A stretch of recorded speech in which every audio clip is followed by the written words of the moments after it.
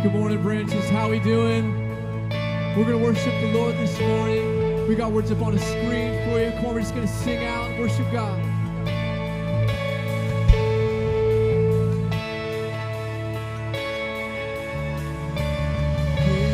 God from whom all blessings flow, praise Him, all creatures here below.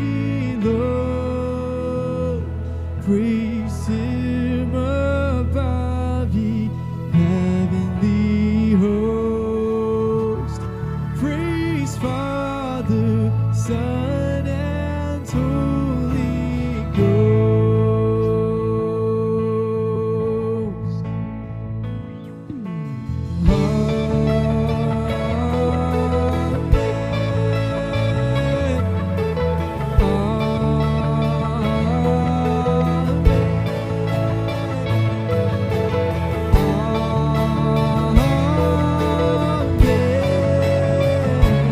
God, we praise you.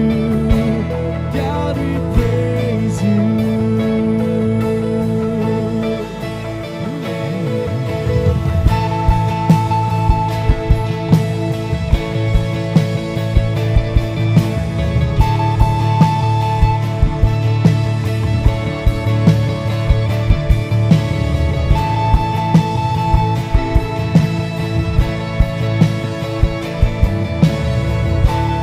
Come on, let's lift this up. Sing with me. Praise God.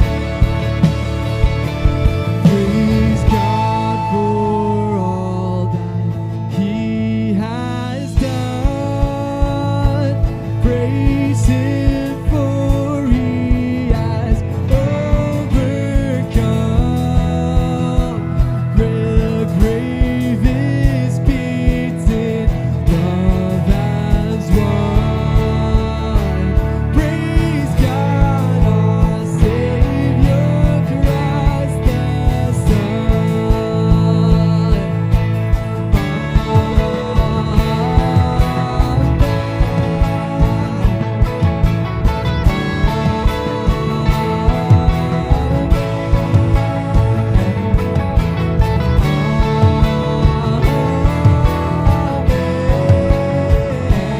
God, we praise you. God, we praise you. God, we praise you.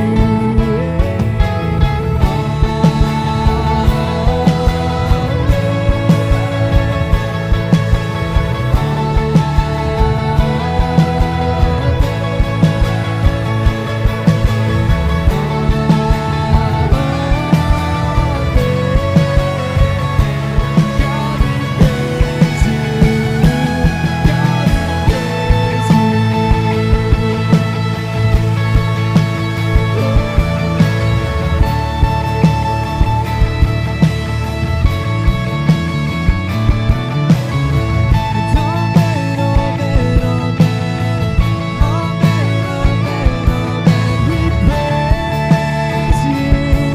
we praise you.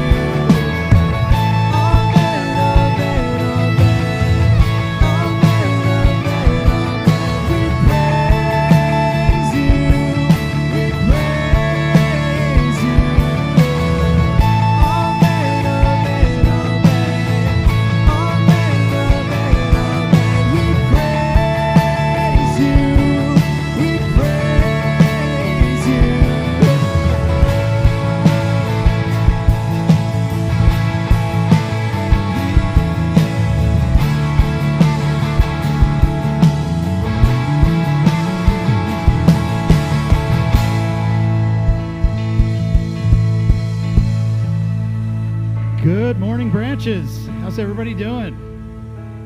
Settled in here. Welcome to Branches.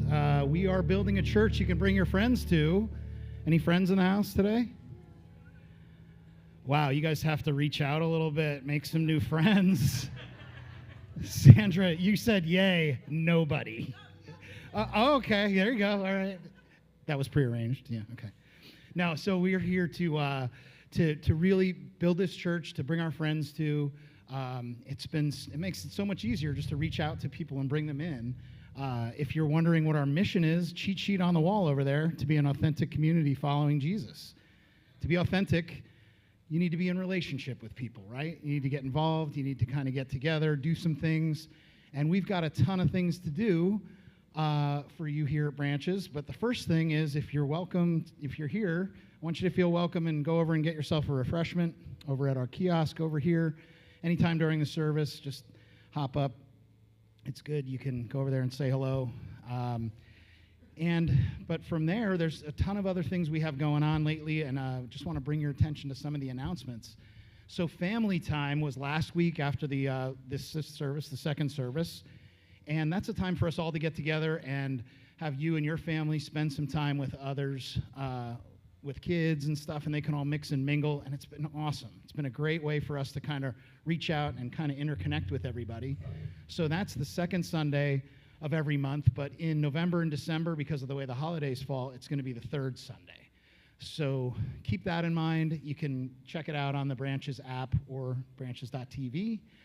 If you want to do something else on a Friday, it's the New Month Party. This is something that is not a Branches event per se, but Timmy and Brianna have been doing this since they've been back from their mission.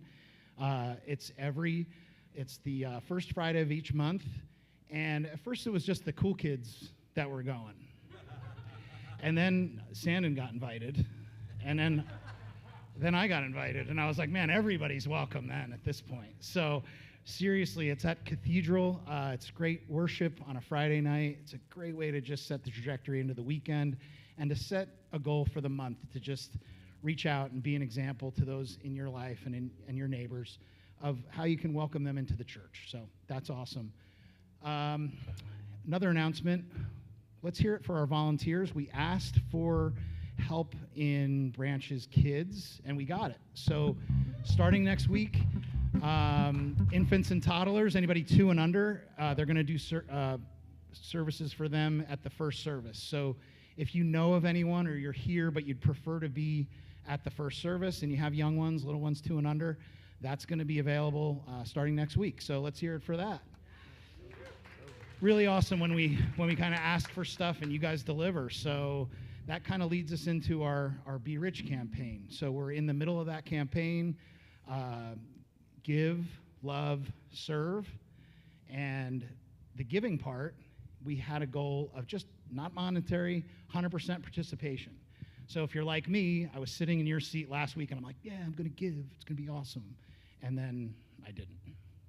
So I got on the app this morning after the first service when I made the announcement, and I'm like, I got to give. So you go in there. It's really easy. It could be $3. We just want everybody to kind of be bought into this community effort. So do that. Please do that. And then Timmy will be talking about the serve piece and the love piece. And the love thing, we were talking about it going into this week. And it's really hard to love sometimes. Sometimes it's easy to love, but it's when it's hard to love or awkward or something else, like Zach, for example. I love you. Yeah, thanks. Nothing. So I've had this experience. I kind of semi-retired a few months ago, so I've been having conversations with guys I haven't been in touch with and everything. So I've reached out and kind of said, do the update, do the catch-up. And hanging up the phone, I'll say, hey, I love you. Sometimes for a man, it's like easier to say, I love you, man, right? Or I love you, bud. And hang up the phone, and in 3 examples that I can recall, the phone rang back, and they were like, hey, man, that's weird. What's wrong with you? Is everything okay? And I was like, no. They call back, and they're like, you know what? I love you too. And it's that easy. So sometimes it's that easy to say thank you, and we don't. It's that easy to give some encouragement, and we don't. But Timmy's going to give us some tools today, some simple things to do to get out there and just love. And if you can't remember that, just remember Nike, the just do it. When it comes down to it and you get that feeling and that urge to give somebody a word of encouragement or a thank you, or God forbid, the dreaded bro, I love you, just do it. So let's give it back to the band. Stand up. Let's do it.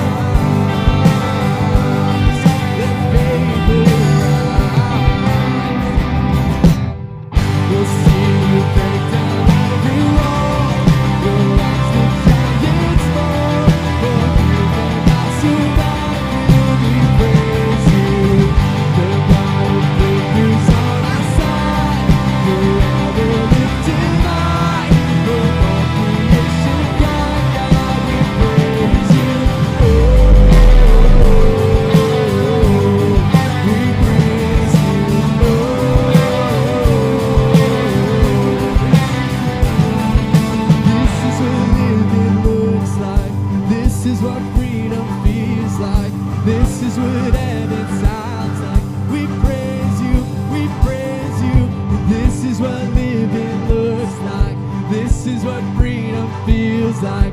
This is what heaven sounds like. We praise you, and this is what living looks like. This is what freedom feels like. This is what heaven sounds like. We praise you, This is what living looks like. This is what freedom feels like. This is what heaven sounds like. We praise you, We'll see you break down every wall. We watch the giants fall. We'll forget that survive when we praise you. The God of victories on our side, forever lifted high. With all creation, God, we'll see you reign. We'll see you break down every wall. We'll watch the giants fall. We'll forget that survive when we praise you. The God of victories on our side, forever lifted high.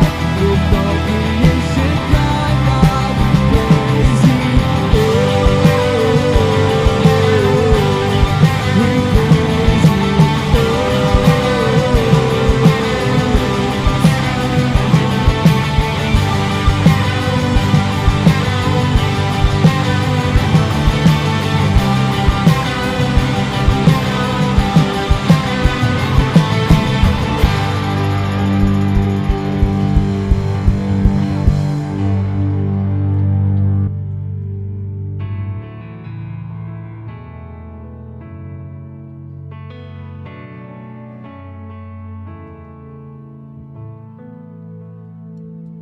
Precious, how are we doing this morning? Good? You know, sometimes you just after 2 services of singing, you're just out of breath a little, so it's okay to just sit and take a breather for a second. Anyone else lose power last night? Yes. Yeah? Who said that? So that Stan? Oh, you said that. All right, hey, Stan. You lost power? I lost power. I lost power at about 2 o'clock in the morning, and I could tell I lost power because I love my wife to death. She's one of the kinds of people that can't sleep without a fan. Anyone else like that? You need to have a fan going, white noise machine. There was a lot of people first service too that's just need a sound. I hate the fan. She knows I hate the fan, but I love my wife way more than I hate this fan. And so the fan died, and so I woke up. I don't need the fan to sleep. And I just realized, I think I need the fan to sleep. Luckily, my wife was asleep, but I found myself awake in the middle of the night. And usually, in the middle of the night, at first I kind of thought the world was ending or someone had broken into my room and turned off the fan, so I'm fight for life situation. It was just the power. And I found myself, it's the middle of the night, I can't sleep. It's pitch black, and I've developed this kind of relationship with the Lord that when I'm in moments like this and I just can't sleep and it's at nighttime, I just start talking to him. I just start talking to God. And I'll just say, hey, God, power's out, but you probably knew that. The Blimey fan is dead, and I guess I need that now, so that's fun. And I'm just talking to him like I would a friend and just kind of hanging out. And I start asking him just kind of some things like, God, why are there silent letters in the English language? That doesn't make a lot of sense. It's knife, not knife, and I just don't know why that's a thing. And as I began to talk to him, it got a little more, things started coming out of me that I didn't know were in me. Like, God, I'm afraid to lose my parents. God, I'm afraid to lose people that are around me. God, I'm afraid that I'm actually not going to have enough. Lord, I'm finding out I'm just afraid for tomorrow. And the list kind of went on, and in these moments where I'm just talking to him, I start pouring out my heart, and I'm just saying, God, I just need something. And I just felt like he was almost sitting beside my bed, just with this smile. And it's in these moments where it's pitch black, the power is out, it's dark, that I hear him the loudest, and I hear him the clearest. And he just said, you don't need anything else. He said, I'm here. And he began to tell me all the things that keep you up at night, the anxieties, the oppressive, depressive thoughts, the things that you worry about, be them so small to you or so big to you. You know God cares about those things. And more so, God wants you to bring those things before him. And I began to realize something, that really God is not just a God of Sunday morning. He's not the guy that, you go to the coffee shop and order your coffee from, and then you see him in Fred Meyer's, and it's like, it would be inappropriate to ask him to make you a coffee in the middle of the store. That's actually happened to me. I work at a coffee shop. People have asked that. It's really uncomfortable. God doesn't work at church just on Sunday morning. He wants to be with you. He wants to be in relationship with you. And he doesn't just want to be limited to a Sunday morning. I'll see you on Sunday. But the problems and the things that we struggle with on Monday, he wants to be there. And the stresses and the anxieties we have on Tuesday, he wants to take those ones too. And I began to realize that sometimes in our walk with God, we think that this is where he works. And we wait to talk to him on Sunday. And we forget about him on Monday. And we're going to work on Tuesday. And Wednesday, don't ask anything of me because it's halfway through the week and I'm just trying to get to Thursday. But I really began to believe that we're going to sing this song. The song is called No Other King. And I'm finding myself singing this song. I'm in the car and I'm driving, and I keep going back to this song. And I made this decision a long time ago to say, God, there is no other king except you in my life. But Lord, I'm not going to go to anything else. Lord, I'm not going to go to any substance. God, I'm not going to go to anything. Lord, help me to declare you as the king, that there is no other king in my life except you. And in these moments where we talk to God, and in these moments where we just begin to pour out our hearts before God, I believe that he speaks to us. And so maybe you're in a spot this morning where, you haven't talked to God and there's a lot of things on your heart. And quite frankly, maybe you're in a spot that you don't even think God is listening to you. But I want you to know that I believe there is a God in heaven and he loves you very much. And he wants to have a relationship with you. And not just a Sunday morning relationship, but he wants to have an everyday relationship with you. And he wants you to declare him that there is no other king in your life except him. And so we're going to sing this song. The words are up on the screen, and I just want to encourage you to sing along with us.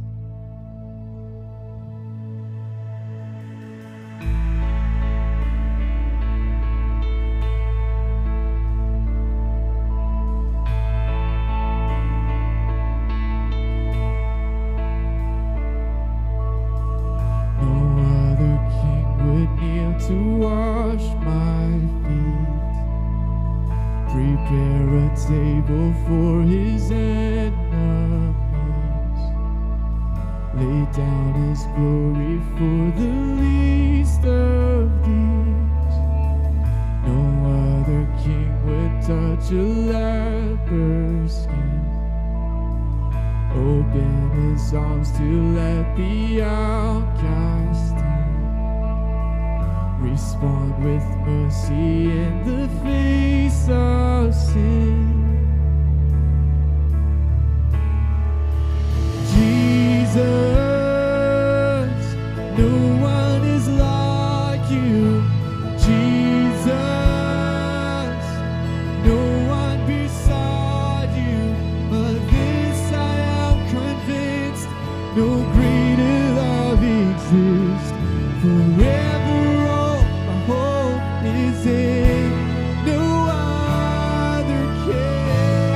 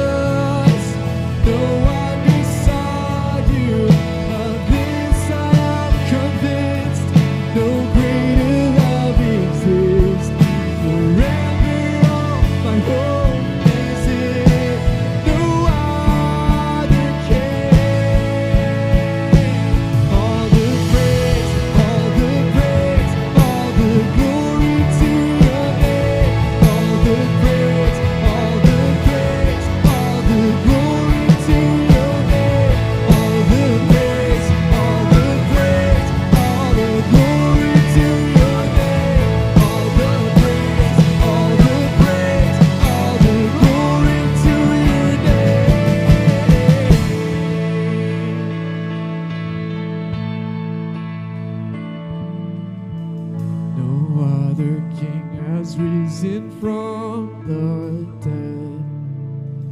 Knock down the gates of hell with just one breath. No other king will reign until the end. Jesus, no one is like you. Jesus, no one beside you.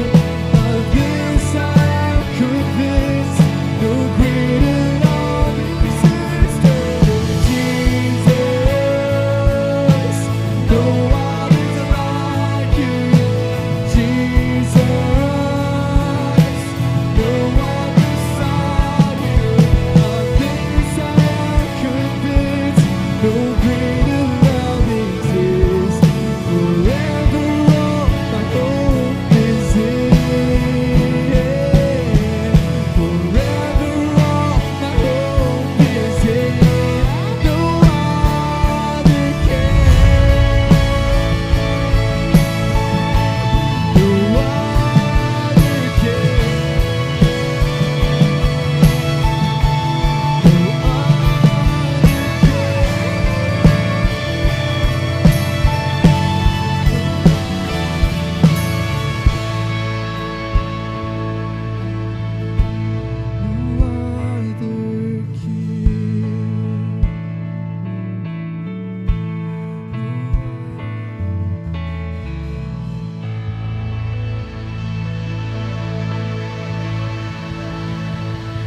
Lord, we pray this morning. Dear Father God, I just thank you so much that you are with us. Lord, I just thank you that you see us, God, even in our darkest moments. Lord, when we feel farthest away from you, Lord, I thank you that you're still close. Lord, I thank you that you want to have a relationship with us, God, and that you gave your son to die for us. Lord, I just pray this morning that for everyone here this morning, Lord, that we would just make that decision just to declare you as the only king of our lives. Lord, that we wouldn't go to things that will leave us empty, be it substance, be it things of this world that will just fade away. Lord, I pray that we would go to you. Lord, that you would be the source of our hope. God, that you be the source of our joy. God, that you be the source of our peace. Lord, that we would just follow after you in Jesus' mighty name. Come on, everybody said, amen. You may be seated.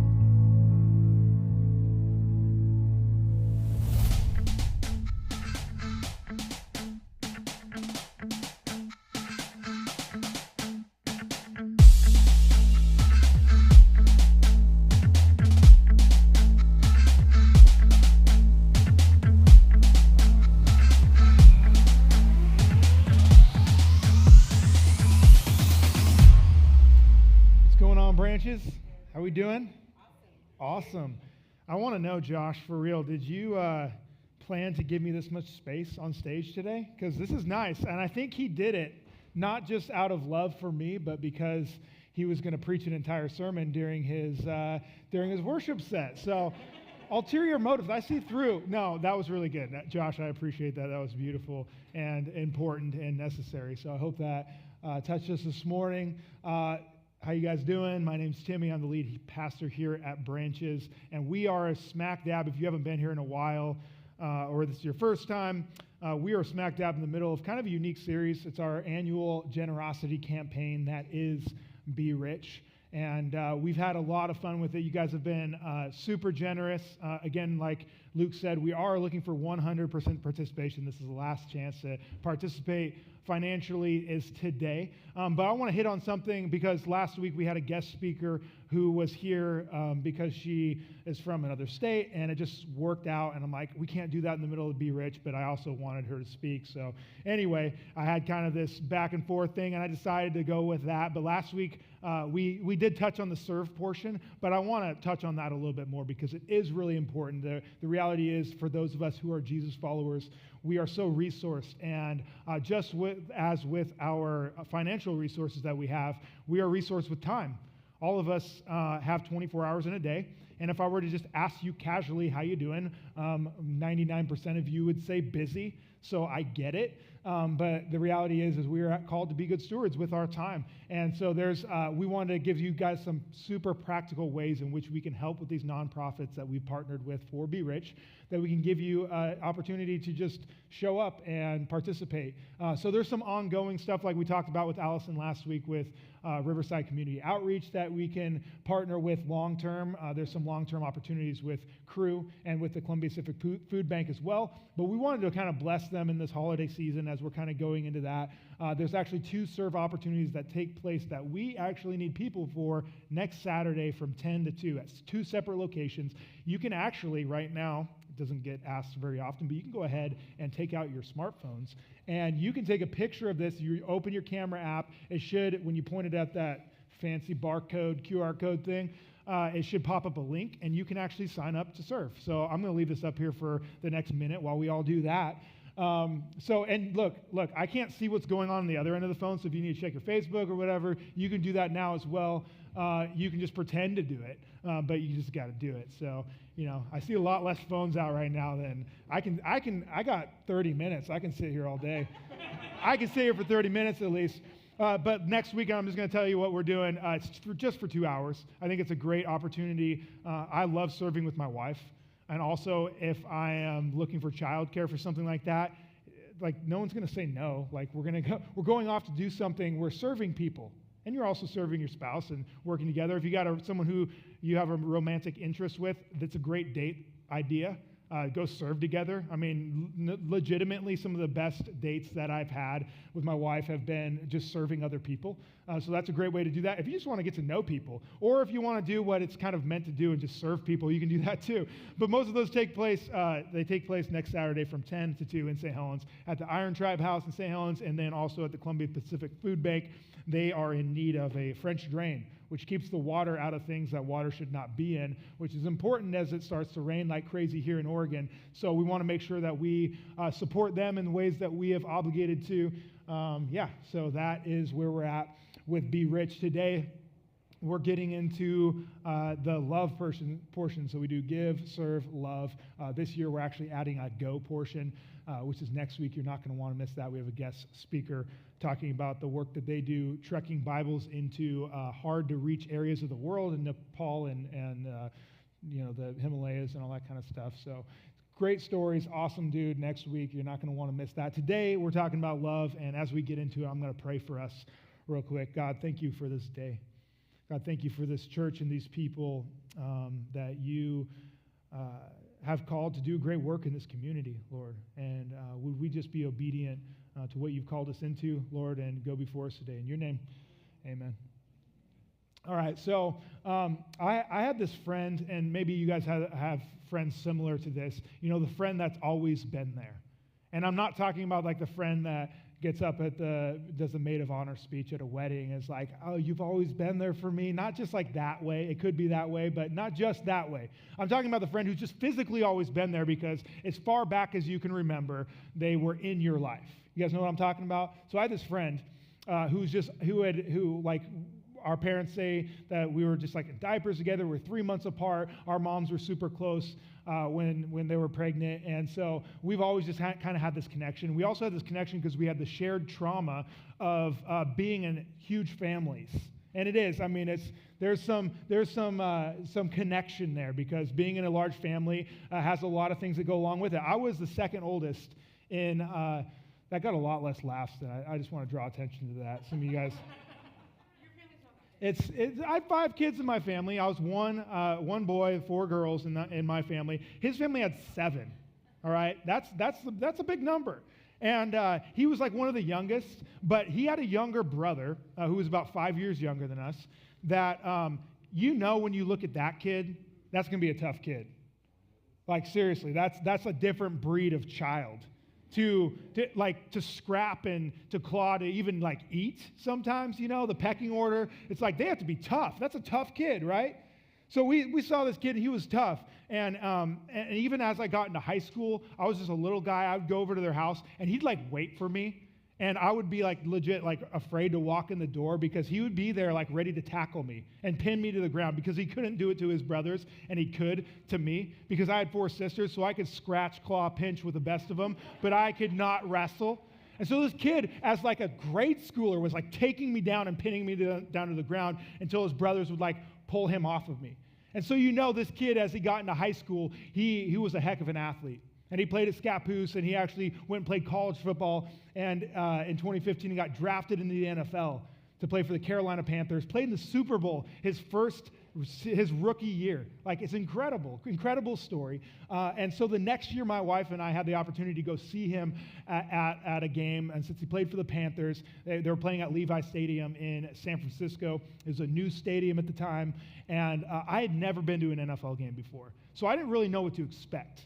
And so afterwards, my wife and I had like a 1-year-old at the time, and it was the first time we had left my daughter, Lenya. And I was like, when I was scheduling the trip, I'm like, I don't want to be away from her very long because new parents, I'm like, this is a lot. So I scheduled the flight just to take place like after the game. I'm like, we'll get time, we'll go to the airport, we'll go home. And so I got out of the stadium, and I realized this is like, I've been to a lot of Blazer games. Like, this is a whole another level of the amount of people, like, all trying to do one thing at once. And it stressed me out to no end. I opened my Uber app, and I'm like, okay, we got to get to the airport. I saw this thing in front of me. I'm like, we got to get to the airport. And the Uber thing says, like, you can't book a ride in this area. Please go to the rideshare lot. So I go to this rideshare lot, and there's literally 1,000 people waiting for an Uber. And I looked at the situation, and I'm like, we're not going to make it. Like, there's no way we're making it to the airport if this is our lot, right? So I'm like, babe, we need a loophole. Like, we got to do something. We're young, we're in shape, like, we're going to hoof it. We're just going to pick a direction and go. In a city I've never been in, and we just started going, and we're like, I knew Uber had made this radius around the stadium where you could only get picked up at this one spot. So I'm like, we just got to get outside that radius. So we start going, and that radius was much bigger than I thought it was going to be when we set out to do it. I mean, I'm just going, we're walking across, it's freeways, and not freeways, but there were some roads that there's no crosswalk, there's no like shoulder that you're supposed to be walking on. We were like walking across medians in the road that we weren't supposed to get. But I'm like, we got to get there. Like, we need to get to our destination, and there's no possible way in the way it was laid out for us. We needed a loophole. And thankfully, we got outside that radius. I think it took like 45 minutes of like walk running to get there. We made it to the airport just in time to get our flight and get home to my daughter. I was super grateful for that. Also, as a person who loves loopholes, I'm super grateful for loopholes. Anybody else like a good loophole? Some of you guys are like very by the books, and so you're like, oh, I don't like loopholes, but don't worry, you'll get yours, because people that are by the books, like, those are the ones, the lawyers are the ones that are always like actually finding the real loopholes that are like, yeah, I don't know if you can really do that, but you said, or it wasn't very clear. But we love a good loophole. I mean, who doesn't like this when you're at the grocery store and you just had to get something simple, you need milk or something like that, and the mom in front of you has like 2 cartfuls. And you're like, this is going to take forever. You're like, oh, shoot. We're all anticipating that angel to come tap us on the shoulder and say, hey, I got you at check stand 3. You love that loophole. And what I've realized is that a lot of our loopholes as Americans are based around not waiting for things. You know what I mean? My wife and I discovered that earlier this year, TSA pre-check. You can pay like $80 for like 5 years of foregoing the TSA line at the airport. Sign me up. And there's so many based around, like, we don't like waiting for things. Like Disney Plus, I think, has like an ad version now, and so we pay to not have ads. The same thing on apps. If you got a free app, nothing's free anymore. You get the free app, and it's like, oh, you can pay this sum of money to not wait anymore. And there's another one. If you've ever driven towards Portland here, got stopped at the light by Maple Street, and you see someone crossing the road, you're like, gosh, this is going to be like 35 seconds. This is going to take forever. Like, am I ever going to get to go? So you look to your right, and you see this glorious bit of pavement that is the Branches parking lot on a Tuesday afternoon, and it's empty. And you're like, the little angel on your shoulder is like, don't do it. That's a church. There might be little kids. I don't know. The devil on your shoulder is like, do it. It's a little loophole right through the Branches parking lot, and we do it. Like, people do it all the time. I work here. It's It's like maybe it's not you guys, but I'm sure some of us have done it before where we cut through. But we love a good loophole. And like I said, loopholes aren't like inherently bad or inherently good. They're just a thing. They can be bad.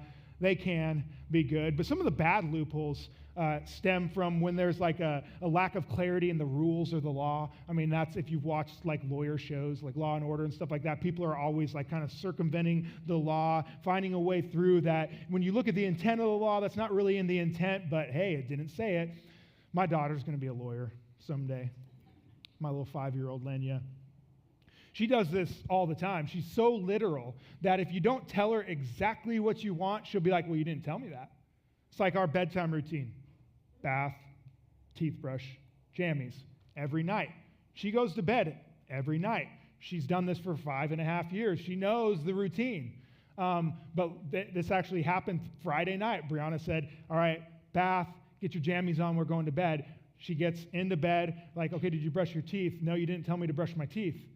Like, you know you have to brush your teeth. This isn't an option. There's no exception for you. You got to brush your teeth. Well, you didn't tell me. You're like, yes, but also you're missing the point. Loopholes, again, good, bad, they're whatever.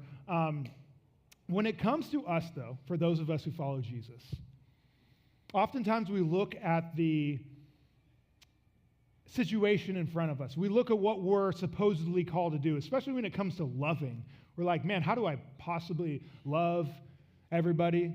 Stuff like that. We're like, that just seems impossible. And we're left looking for loopholes, for exceptions to the rule. You're like, well, my life has been hard. This has happened to me. I've been through this. So I'm kind of exempt from that.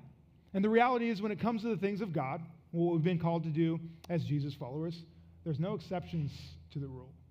There's no loopholes. But that's okay.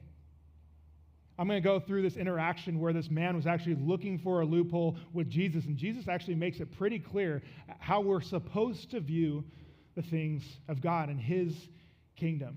And this takes place, many of you know this story, even if you're not a Jesus person, you've probably heard this story before. It's a parable of the Good Samaritan. We got hospitals named after it. It's a great story, but we're going to actually look at this interaction in depth and see what it has to say about us, about loopholes, and what God's called us to do. So this takes place in Luke chapter 10, verse 25. And just to set the scene for you, these religious leaders were always trying to get Jesus tripped up because he had come and he'd kind of flipped stuff upside down, disrupted the status quo, and people don't like it when people do that. So this guy's trying to look for a way to get him incriminated, to try to get him into trouble. And one day, an expert in religious law, or a lawyer, stood up to test Jesus by asking him this question. He said, "Teacher, what should I do to inherit eternal life?" Come on, give me the gist of it. Give me the answer that we're all looking for. And Jesus replied with this. This is so cool. He says, what does the law of Moses say? You're an expert in the law. You know this supposedly better than anybody. How do you read the law of Moses? The man answered with this. He said, you must love the Lord your God with all your heart, all your soul, all your strength, and all your mind. And you must love your neighbor as yourself. And you're like, I think Jesus has said that before. He's like, yeah, he has. Okay. So Jesus answers, right. Do this and you will live. You're on the right track. You know where you're supposed to go with this. You do these things and you will live. But the man who sees this situation, he's like, that's not specific enough for me.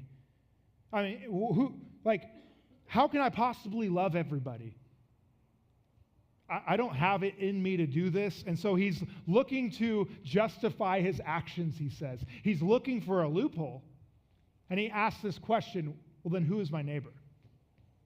Is it the house directly adjacent to my property? Is it 2 houses? Is it my block? I mean, I can't possibly love everybody. So narrow it down for me, Jesus. Who is my neighbor? And Jesus so graciously gives him this story that spells out exactly what he's looking for, although it may not be the answer he expects. And it goes like this. Jesus replied with a story. Again, this is a story written to the Jewish people 2,000 years ago. So sometimes it gets lost in our culture because we're like, this doesn't really make sense. I'm going to walk us through those points. A Jewish man, he's speaking to Jewish people. These were the people there. Jewish man was traveling from Jerusalem down to Jericho. Now, this route doesn't make sense to us because most of us have probably never been there. But if you have been, it's a treacherous route. It's hilly. There's lots of rock croppings and mounds and rocks and trees and all this kind of stuff. It's a little bit sketchy. It'd be like if we were just to go back in 2,000 years in time and you're like, hey, I'm going to go walk from Scappoose to Hillsborough via Cornelius Pass.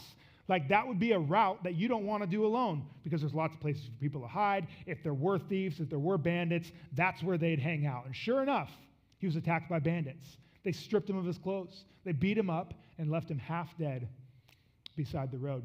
But by chance, a priest came along. Oh, thank goodness. The professional do-gooder, this man whose job it is to serve the people. And when he saw the man lying there, he crossed to the other side of the road. Didn't do what he had expected in that story. Maybe, though, this guy's an important guy. Maybe he's gotten word of there's 10 people dying further ahead, and he's got to go help them out. Maybe give him the benefit of the doubt for a second. This next guy has no excuse, though. A temple assistant walked over, looked at the man lying there, the assistant whose job it was to do boots on the ground, the physical, dirty work. It was his job to do this. If anybody was going to help this man, it would be the temple assistant. Yet he passed on the other side of the road as well. And this is where it gets interesting. Then, he says, a despised Samaritan came along. We don't have an equivalent for this in our culture today, so I'll try to make it as plain as possible. Jews and Samaritans hated each other. Not just like Democrats and Republicans not liking each other. Like, they hated each other. Although Democrats and Republicans were starting to look a whole lot more like Jews and Samaritans than we should be these days. But look, these people hated each other. The Jews looked down at the Samaritans because of the way they worshiped and all this stuff as dogs, as less than human. So you think about the person in life that hates you the most. You're the person in the ditch. They're the person who felt compassion on you. It doesn't make any sense. And when he saw this man, he felt compassion on him. Going over to him, the Samaritan soothed his wounds with olive oil and wine, and he bandaged them. And then, as if that wasn't enough, he put the man on his own donkey, forgoing his own wants and desires, his own comfort, and he took him to an inn where he took care of him. It doesn't make any sense. The next day, as if that wasn't enough, he handed the innkeeper 2 silver coins, the equivalent of 2 days of wages. You don't do this to somebody that you hate. He told the innkeeper, take care of this man. If his bill runs higher than this, I'll pay you next time. And what we see here is he's doing for this man that he hates, that hates him even more. What any of us who were beaten up, left half dead in a ditch would want done for us. He went all out. He didn't stop short. In fact, this would be one of those moments where if he were conscious, he would probably be like, hey, you've done enough. Like, I'm feeling bad because you're helping me so much. But that's what he really needed in this situation. And then Jesus finishes the story and he turns to the lawyer and he asks the question that can only have one answer. Now, which of these would you say was a neighbor to the man attacked by bandits? What can he say? Well, the one who showed him mercy.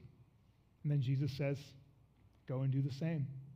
There's no exception to the rule. There's no loophole here. You're called to love those who are difficult to love, even those who are impossible to love. And the question that maybe the man should have asked at the beginning, instead of saying, who is my neighbor, to look for a loophole and to try to justify his actions, is the same question that we need to ask ourselves on a regular basis. And the question is this: well, how can I be a neighbor?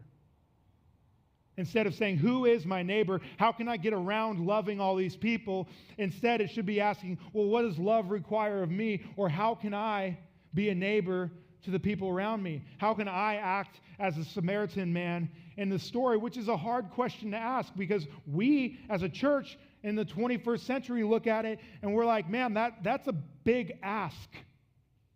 Like, how is that even possible? Some of us look at that and they're like, it's futile. Why even try?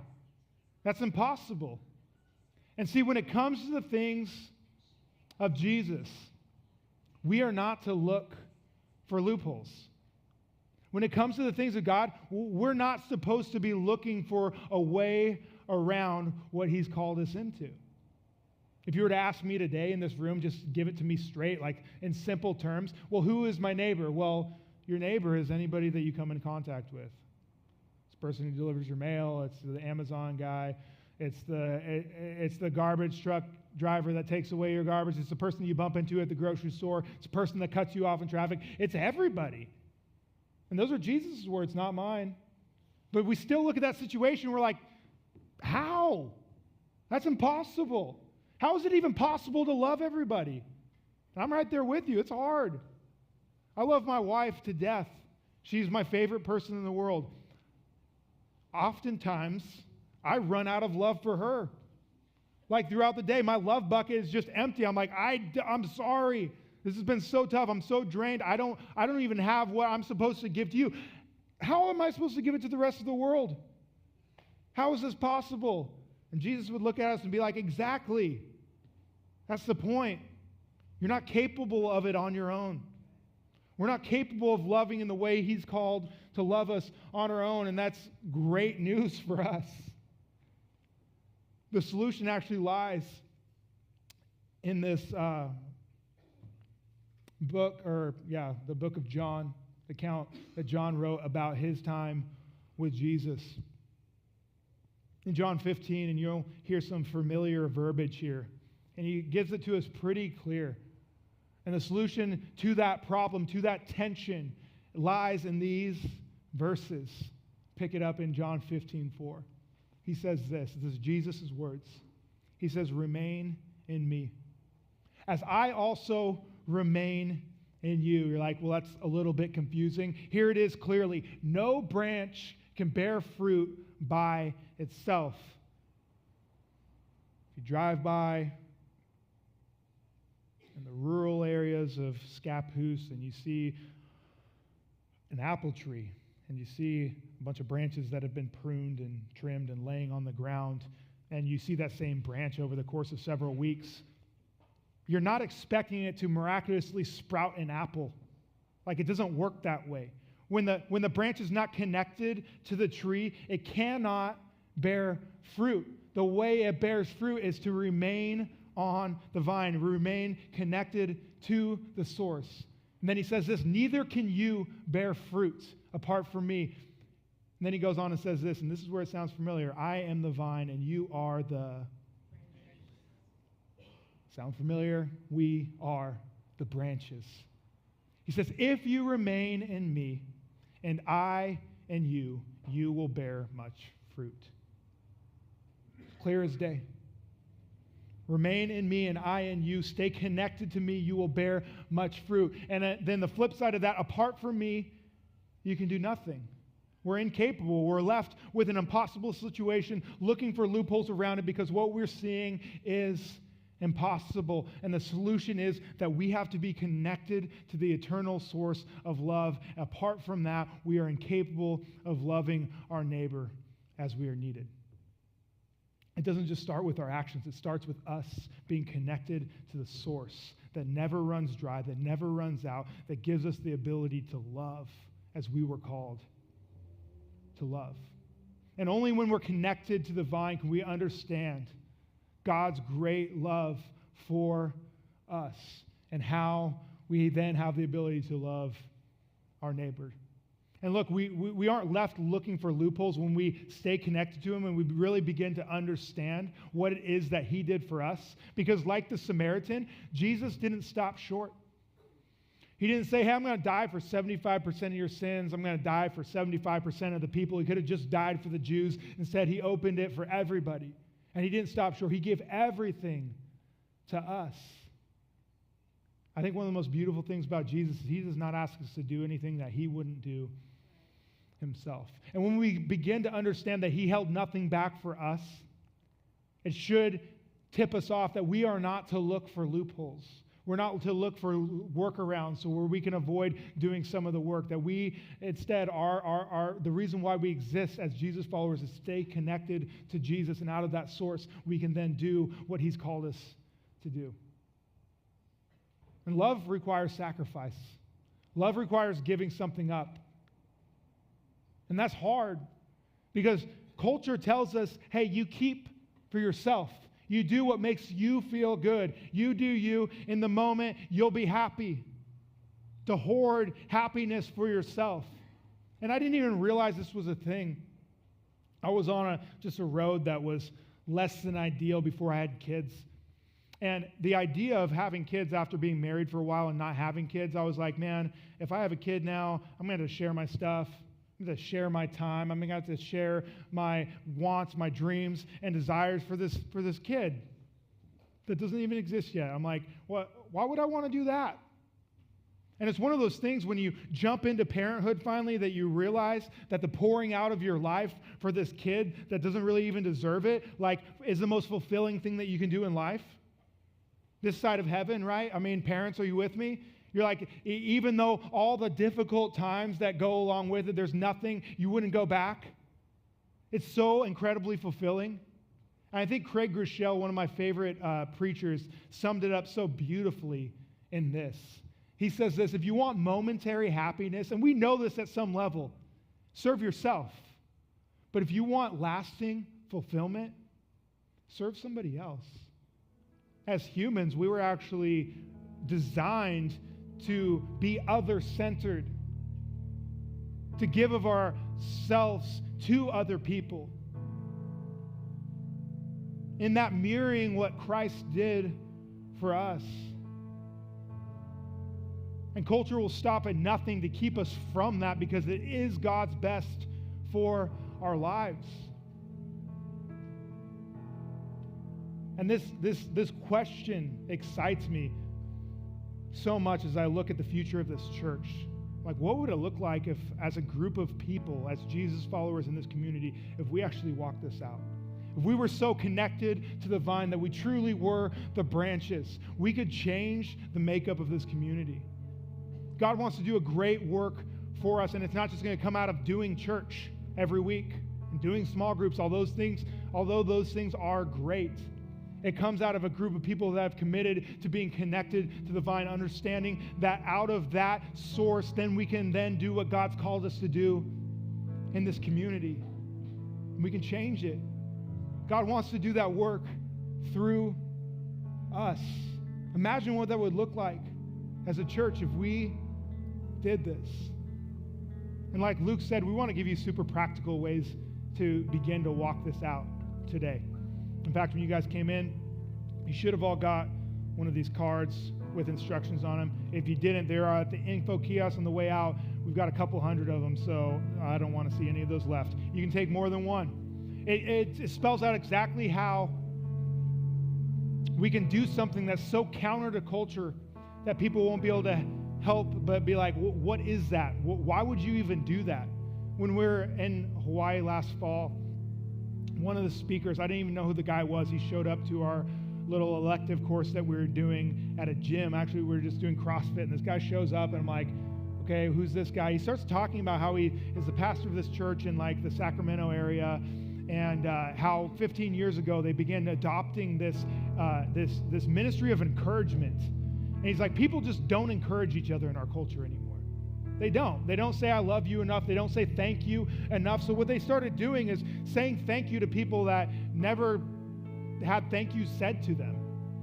Like one example he gave is they were stuck in traffic, and the California Department of Transportation was doing their thing, and they wrote a letter to the CalDOT, and they were like, hey, the people that were working are doing such a good job. They're working hard. They had smiles on their face. They were so kind. And it's like, who does that? He sent it to them. A month later, this guy shows up to the church. You're like, you're banning, aren't you?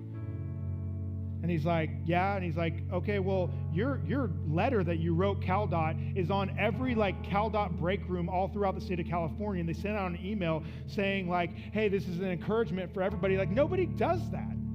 And so they started just encouraging and loving and saying thank you when people don't do that. And I think we all have the urge. We all know, like, hey, I could do something here. I could say something here, but it might be awkward. It's not like how culture works. It's not how we interact with each other in this culture. And I think Jesus would look at that and be like, exactly. When we love deeply, when we encourage each other, when nobody else is doing it, it stands counter to culture, and there will always be 1,000 reasons not to. But when we do, it shows the heart of God for our community in a simple way. So you have a super simple way. We gave you a card, and you just say, hey, this is from the church, this is from me, whoever. You can have your kid involved with it. You can get your kids love giving stuff to people. Be like, hey, give this to your teacher, give this to a policeman, give this to a fireman, and just tell them thank you. And watch it change the life, something so simple. So we want to give you the opportunity to do that this morning. Everybody, again, we're looking for 100% participation in this. If you're like, I can give a few of these out, give it to teachers, give it to cops, give it to firefighters, whoever. And let's do this as a church. I'm excited for our future and what God's got in store for this group of people working through us as we stay connected to Him. God, thank you so much for this day. Thank you for these people. God, that you've placed the burden of this community on. Lord, and help us to rise to the occasion. Help us to be connected to you in such a way that it's unmistakable to the people around us. And there's something different in us. God, give us the strength that we need to love deeply those around us to change this community for your kingdom, for your glory, God. You are the hope, the solution to everything this world faces, God. And we just ask that your kingdom would come here soon. We love you, Lord. In your name.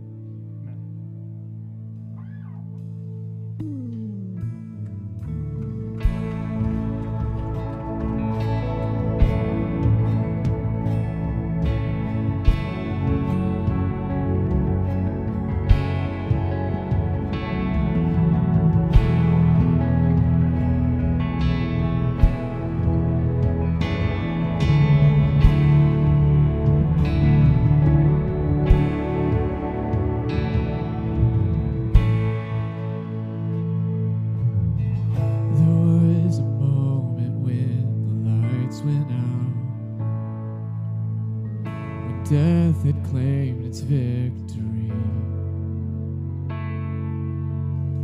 The King of love had given up his life.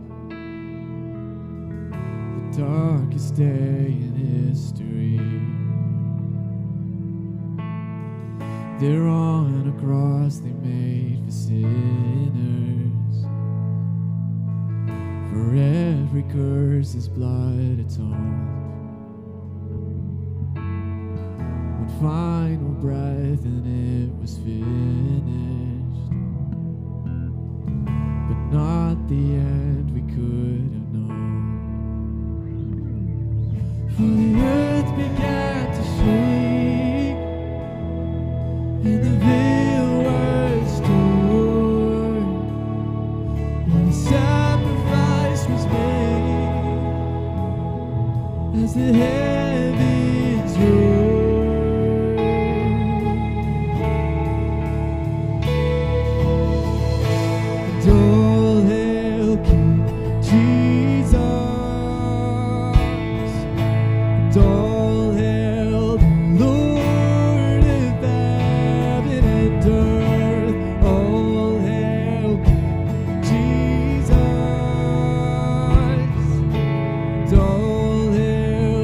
Sing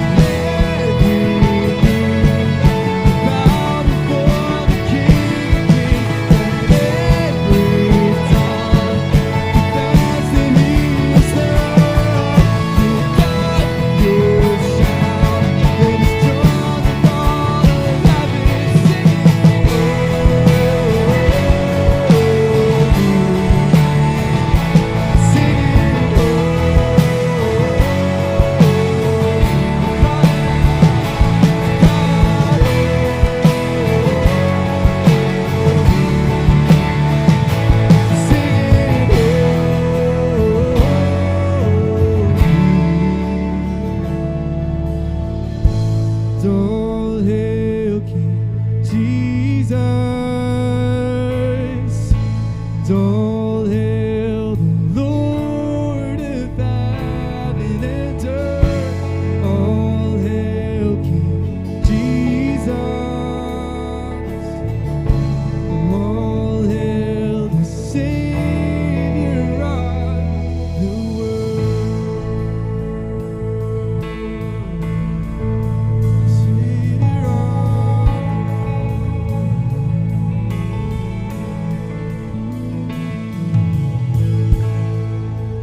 May God bless you, Branches. We love you. We look forward to seeing you next week. Don't forget, we got that party at Cathedral on Friday night, the first of the month party. Love to see you. Other than that, God bless you. We'll see you next week.